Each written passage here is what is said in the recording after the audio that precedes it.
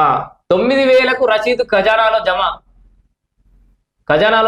900. Bhubharati registration ఛార్జీల చెల్లింపులు అక్రమాలు, మీ సేవ స్లాట్ బుకింగ్ కేంద్రాల్లో మాయాజాలం, సొమ్ములో కొంత మొత్తమే ప్రభుత్వ ఖజానాలోకి, మిగతా సొమ్ము ఎంత సొంత ఖాతాల్లోకి మళ్లింపు. జనగామలో బహిర్గతం, ఒక్కరోజే 8 లక్షల గల్లత్తు. అధికారుల రహస్య విచారణ, ఒక మీ సేవ నిర్వాహకుడు సహా 3 అదుపులోకి. అమ్మా, ఏదో కథనే ఉంది కదా.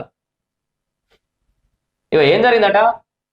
భూభారతి రిజిస్ట్రేషన్ ఛార్జీల చెల్లింపులో అక్రమాలు జరిగినాయి. మీ సేవ స్లాట్ బుకింగ్ కేంద్రాల నిర్వాహకుల మాయాజాలం. ఇదేంది? మీ సేవ ఒకటి, స్లాట్ బుకింగ్ అధికారులు కలిసి ఏం చేసిరు? ట్యాంపర్ చేసిరు. ఛార్జీల సొమ్ములో కొంత మొత్తమే ప్రభుత్వ ఖజానాలకు పోయింది, మిగిలింది అదేమో వాళ్ళ సొంత ఖాతాలకు పోయింది. జనగామలో బహిర్గతం, ఒక్కరోజే 8 లక్షలు గలంతు. ఒకటి రోజుల 8 lakhs.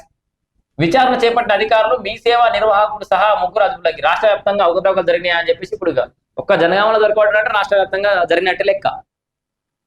దీని మీద ఉన్నతాధికారులు మంచి విచారణ చేసి వీళ్ళని ఎట్లయితే దొరకబట్టారో మిగతా కూడా దొరకబట్టాలి.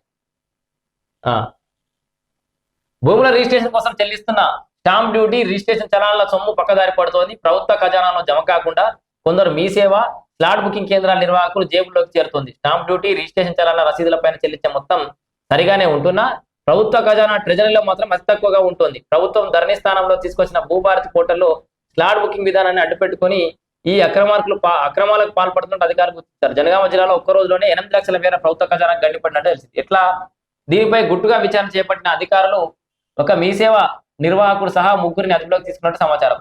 రాష్ట్ర వ్యాప్తంగా మరింతగా అవకతవకలు జరిగి ఉంటాయో అని ఆందోళన వ్యక్తమవుతుంది. చివరిలో అంకెలను తొలగించి ఏం చేస్తారట?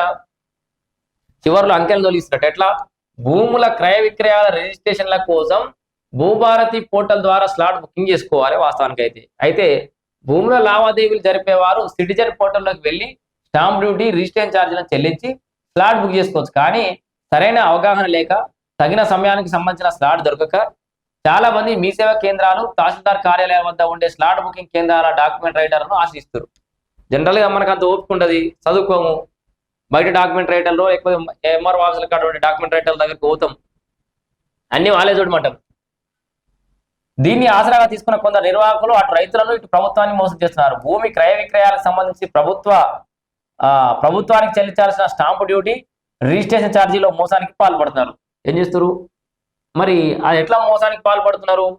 భూమిని కొనుగోలు చేసే వ్యక్తి స్లాట్ బుక్ చేసుకొని రిజిస్ట్రేషన్ ఛార్జీలను ఆన్లైన్లో చెల్లించి సంబంధిత పత్రాలు, రసీదులను తీసుకుని సబ్ రిజిస్టర్ ఆఫీస్కి వెళ్తారు. అయితే అక్కడ రిజిస్ట్రేషన్ ప్రక్రియను పూర్తి చేసుకుంటారు. అయితే కొనుగోలుదారులు చెల్లించిన మొత్తం రసీదులపై సరిగానే కనిపిస్తున్నా ప్రభుత్వ ఖజానాలు మాత్రం తక్కువగా జమ అవుతున్నట్టు బయటపడింది. ఉదాహరణకు ఒక వ్యక్తి స్టాంప్ డ్యూటీ, రిజిస్ట్రేషన్ ఛార్జీలు కలిపి 9,000 చెల్లించిన అనుకుందాం. ఎంత? 9,000. ఖజానాలో 900 మాత్రమే జమ అవుతుంది. ఎందుకు? లాస్ట్ కూర్చున్నది చెప్తారు. సింపుల్. ఓకే. మీ సేవ స్లాట్ బుకింగ్ కేంద్రాల నిర్వాహకులు చెల్లించాల్సిన సొమ్ముకు సంబంధించిన సంఖ్యలో చివరి 1-2 అంకెలను తొలగించి ఖజానాకు జమ అయ్యేలా చేసినట్టు అధికారులు గుర్తించారు. మిగతా సొమ్మును వ్యక్తిగత ఖాతాలకు మళ్లించుకున్నట్టు తేల్చారు.